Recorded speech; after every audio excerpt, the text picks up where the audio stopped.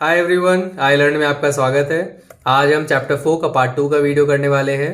अगर आपने इसके पिछले पार्ट का वीडियो नहीं देखा है तो टॉप राइट कॉर्नर पे उसका लिंक है, उसे क्लिक करें और ज़रूर देखें।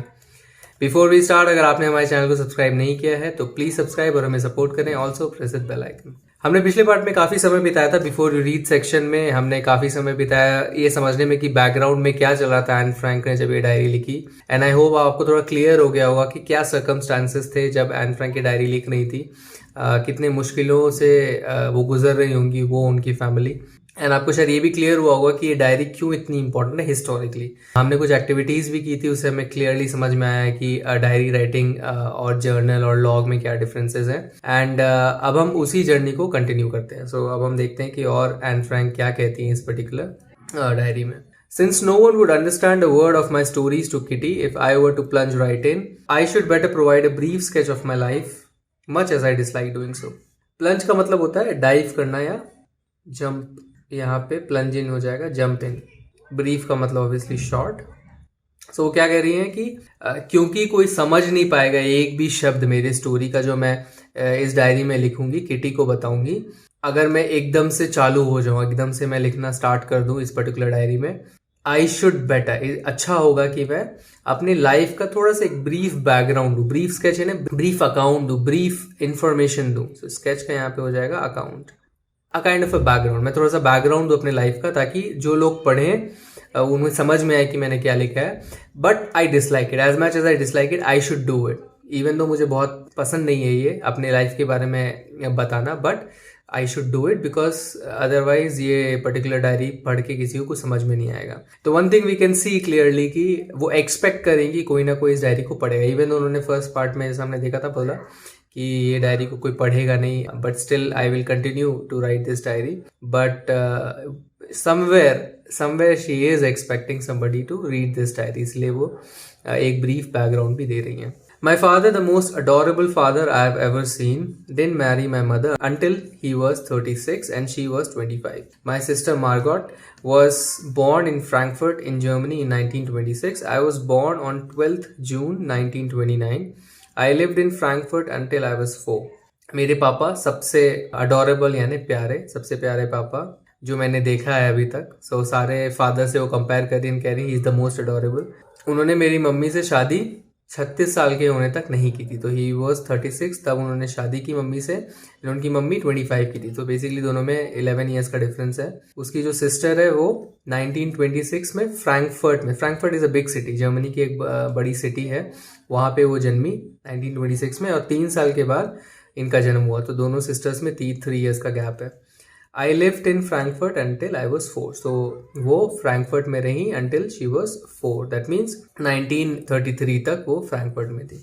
My father emigrated to Holland in 1933. My mother, Edith Hollander Frank, went with him to Holland in September, while Margot and I were sent to Aachen to stay with our grandmother. Margot went to Holland in December and I followed in February when I was plunked down on the table as a birthday present for Margot.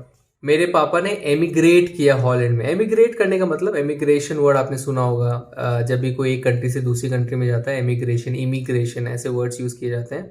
सो एमिग्रेट करना मतलब अपने country को छोड़ के आप किसी दूसरे country में जाके सेटल होते हैं, अपने नेटिव कंट्री को छोड़ के, तो उसको एमिग्रेशन कहते हैं।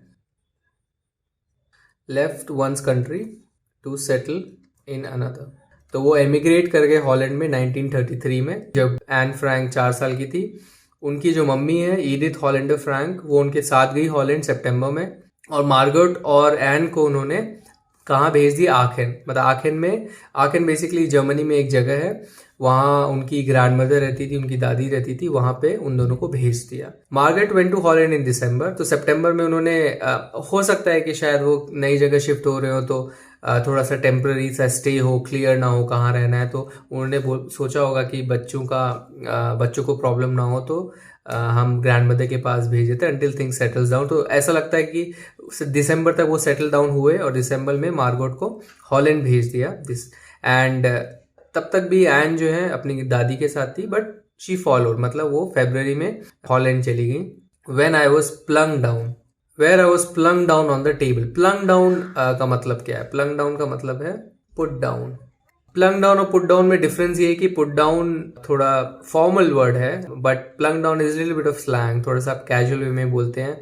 जैसे हिंदी में हम बोलते हैं रखने की जगह पटक देना, तो पटक देने का मतलब हो गया प्लंग डाउन। सो क्लोजेस्ट मीनिंग जो है प्लंग डाउन का वो होगा पटक देना।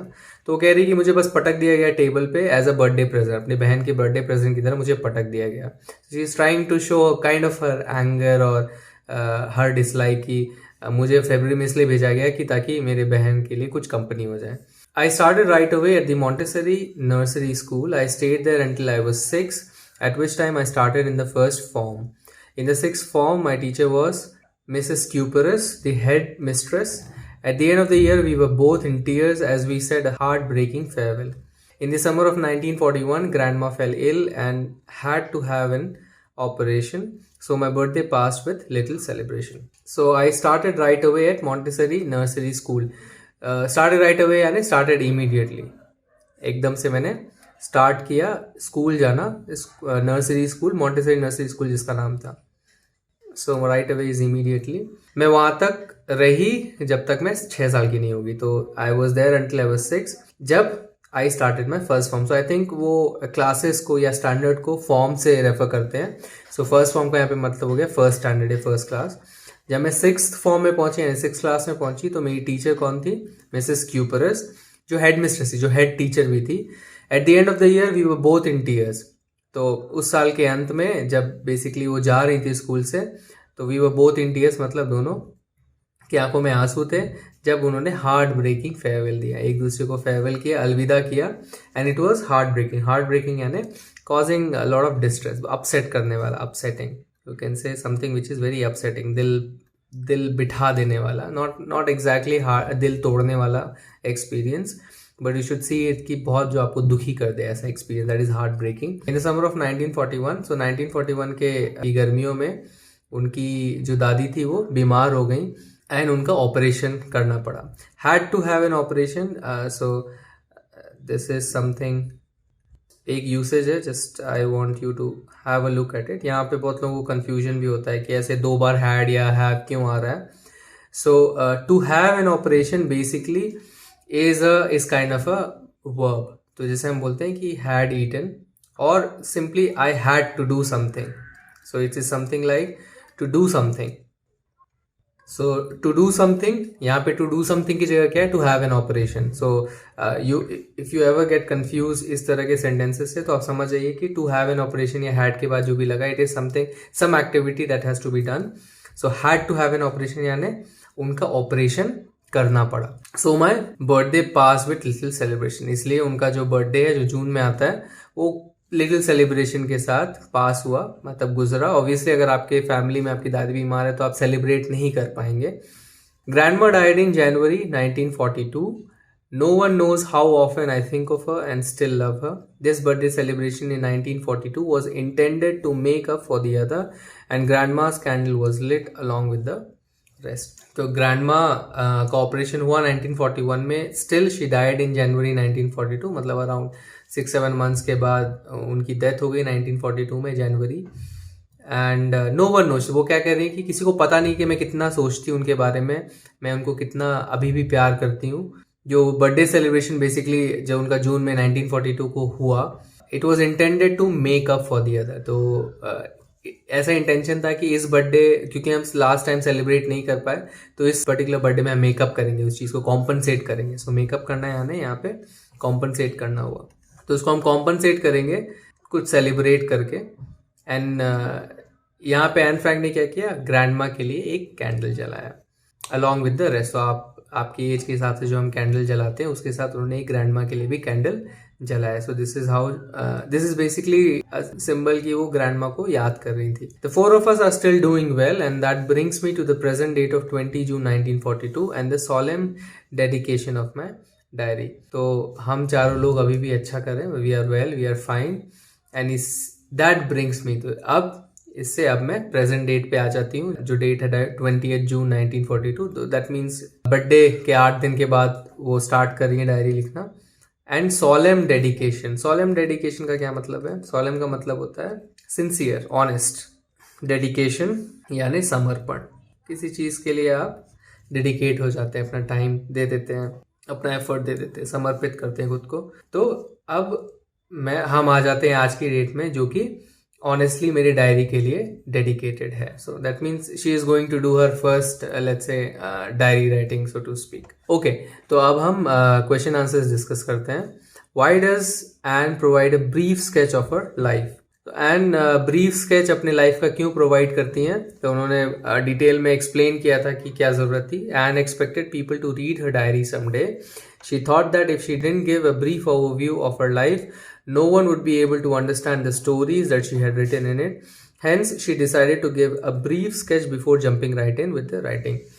तो एन एक्सपेक्ट कर रही थी कि एक दिन लोग उसकी डायरी पढ़ेंगे, एंड उसने सोचा कि अगर उसने ब्रीफ ओवरव्यू नहीं दिया अपने लाइफ का तो कोई भी समझ नहीं पाएगा उनकी स्टोरी, जैसा हमने डिस्कस किया। इसीलिए उन्होंने डिसाइड किया कि वो ब्रीफ स्केच देंगी before jumping right in with the writing. Jumping right in यानी एकदम से लिखना स्टार्ट करने से पहले वो कुछ बैकग्राउंड देंगी।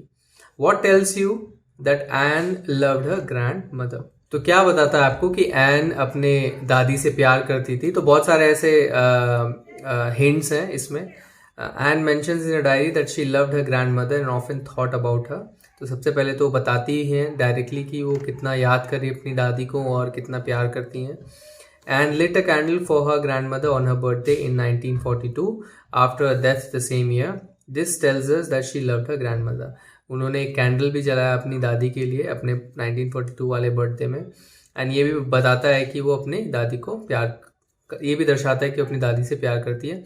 इनफैक्ट आप एक और चीज ऐड कर सकते हैं कि 1941 में जो बर्थडे था, she didn't celebrate it because her grandmother was sick. तो दैट ऑल्सो शोज कि because when you love somebody, आपको मन नहीं करता सेलिब्रेट करने का। आपने देखा होगा कि बहुत लोगों को फर्क नहीं पड़ता अगर कि घर में कोई बीमार है, तो वो even though what ever the situation is, वो अपना बर्थडे सेलिब्रेट करेंगे।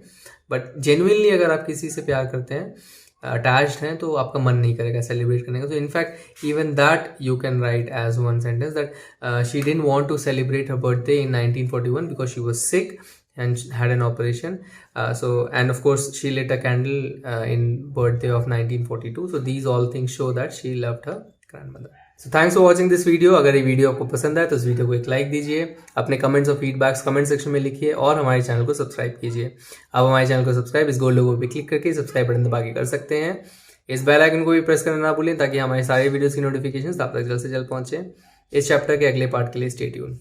Bye bye.